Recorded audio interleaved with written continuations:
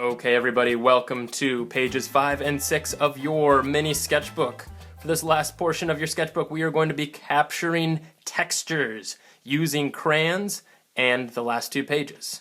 So, what you're going to need are some kind of coloring device.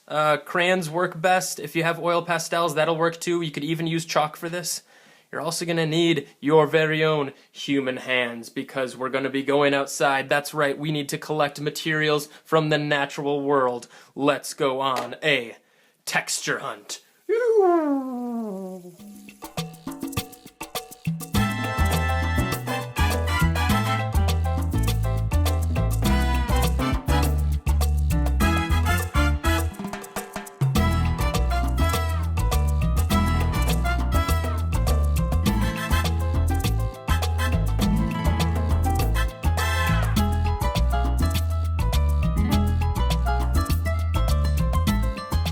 Okay, well it looks like I found some pretty good specimens out there in the wilderness.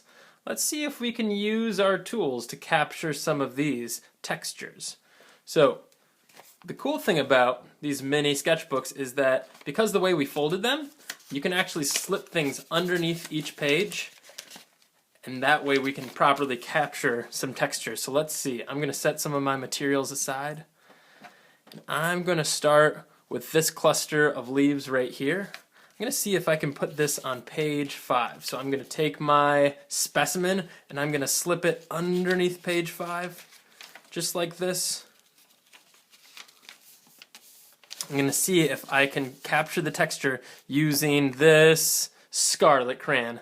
Now for texture capturing, you want to press pretty hard, but not so hard that you're ruining your specimen or tearing up the paper. Let's check it out.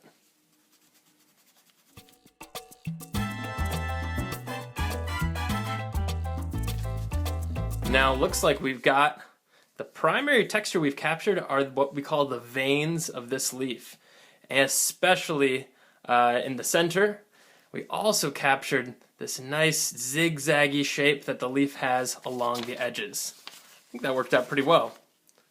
And it looks like our leaf is still intact. I'd actually then return this to nature so it can be composted back into the wild. Okay, let's try something else.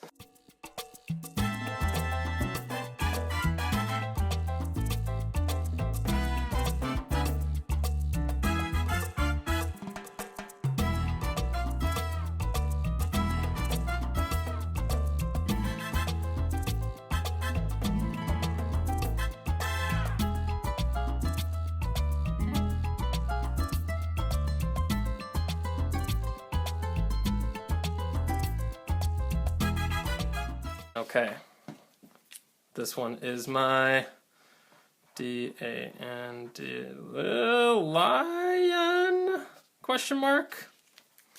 And last but not least, I'm gonna attempt to get a texture from, I found this little wood chip out there. We'll see what kind of texture this gives us.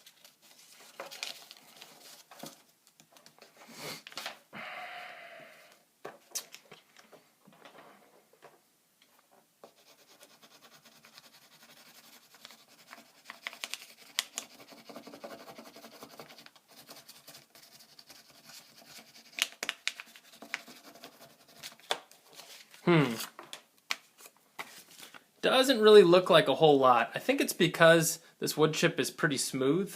Maybe if I would have found something that was a little bit bigger and maybe more flat, I would have been able to capture that wood grain texture.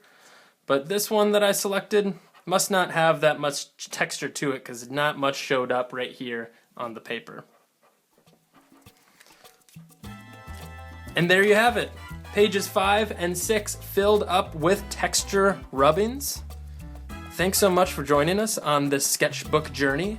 Now if you'd like to click the link at the end, it'll take you back to the very first video where you can be reminded on how to make your own mini sketchbook, and then you can go through our choose your own adventure process and click on brand new videos that you hadn't tried before. So check it out and enjoy. Happy creating and thanks for watching.